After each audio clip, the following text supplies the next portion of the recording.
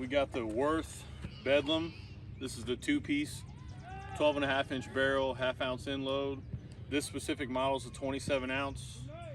Approved for U-Trip, ISA, NSA play. To get yours, use code BP Hero. Let's check this wrapper out here. Should have pre-did this. Ooh, not bad. Good job, Word. Hey, by the way, that's minus 1.5 for doing it without gloves on. Hey, I get that point back because I told everybody to use code BP Hero. Okay, that's fair. All right, yeah. Point rewarded. All right, so here's my guy in the intro there giving you the rundown on what we're swinging today. Let's give a quick rundown of the field here just so you guys can see. This is where we got rained out at from the initial review that you guys have seen. It's basically 290 all the way around, hit the same mix of balls that we do for most of the U-Trip videos in this part and the next part, which is the Evil BP Rocket, Deadly Thunder Z, and Pro-Ams. Got a couple of hardcores mixed in there as well as some NSA 44 400s. And I wanted you to see these clips here just to show this thing right out of the wrapper, because when we pick up with it later, it's going to have some swings on it. This thing has been performed well right out of the wrapper. The 12.5-inch barrel was pretty forgiving, and the half-ounce inload was maybe a smidge on the lighter side of things as far as like a half-ounce goes, but had absolutely no problem driving the ball, as you can see here. The composite handle was also really good. Same stuff from Mikan and Worth. You know, the handles are really good. You don't really get any bad feedback unless you just absolutely miss. 3 weeks later.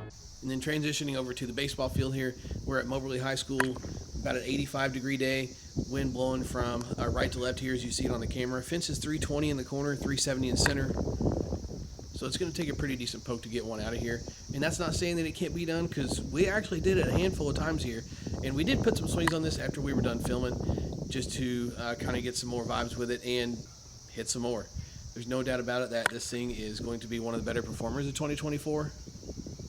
The gang over at Rawlings seems to have it figured out for sure, whether it's an Easton, a Mikan, or a Worth. They're all great performers and absolutely kill the ball. So we had some fun swinging this thing, but I do want to let you see a couple more swings here, and then we're going to go over to the compression tester and talk about a couple of things here, and then I'll give you kind of our final thoughts on this thing.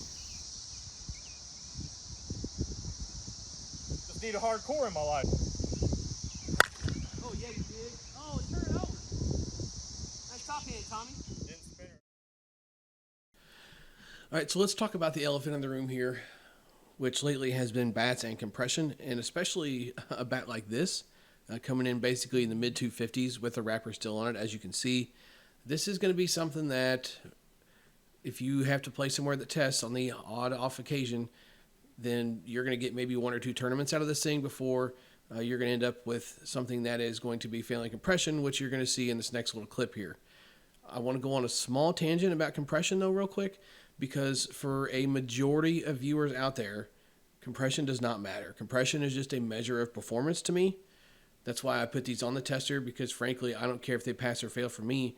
I don't play anywhere that tests, and most other people don't either. I understand if you have 1 or 2 tournaments a year that might test, but as you can see here, this thing testing at 230 after the, we'll say 120-ish swings we put on it. I'm not really surprised by that, seeing where it started. And even the rate that it dropped at isn't necessarily like concerning to me, because it still dropped, 20, 30 pounds, which is in a completely normal range for things to drop after the swings that we put on it based on the other bats that we've seen. Just know that if it's going to start low, it's probably going to fail. I don't care, and you shouldn't either. All it means is better performance. And yes, I understand if you're one of the people that does have a bat, has to be tested, and you want to swing one of these, you're just going to have to buy it and keep it in your bag. I understand you want to enjoy it and everything else.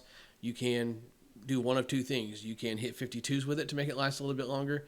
You can suck it up and leave it in your bag until you need it because it's a really good bat.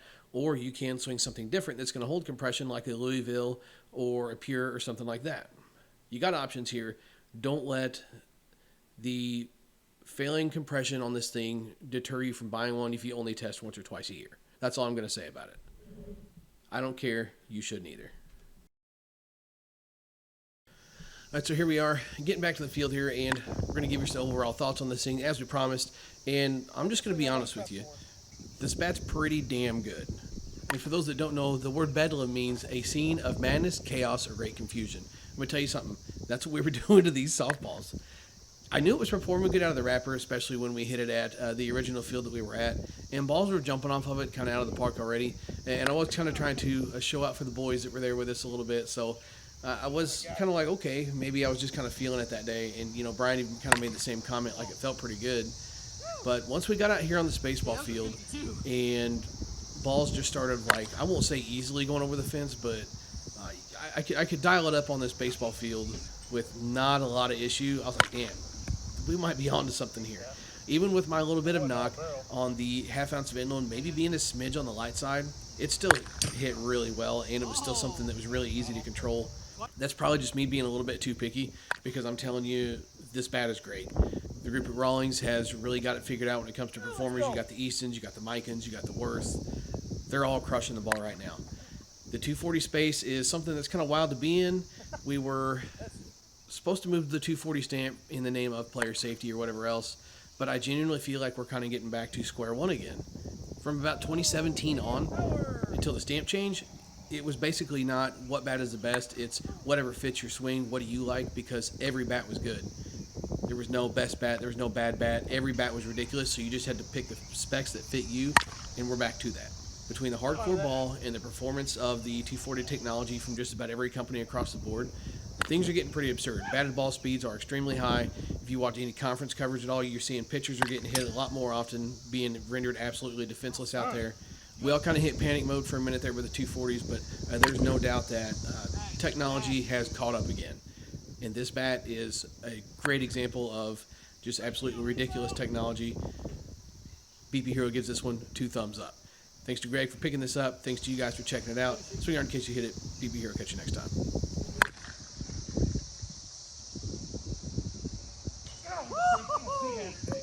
I'm a big old fish.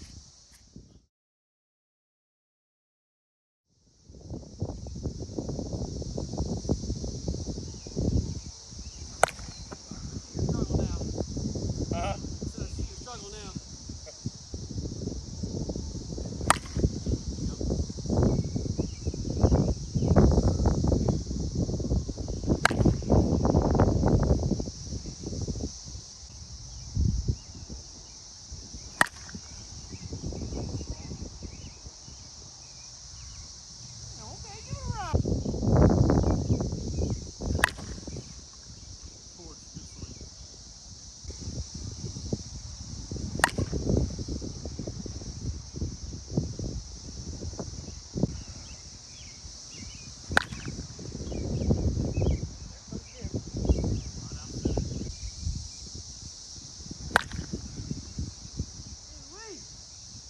Greg's face.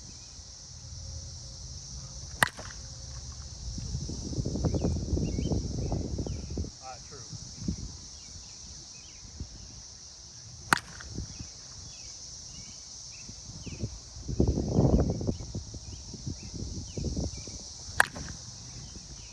All day. What was that? 105! 105 miles an hour. I couldn't help it. Troll status. 72 miles an hour. Good call.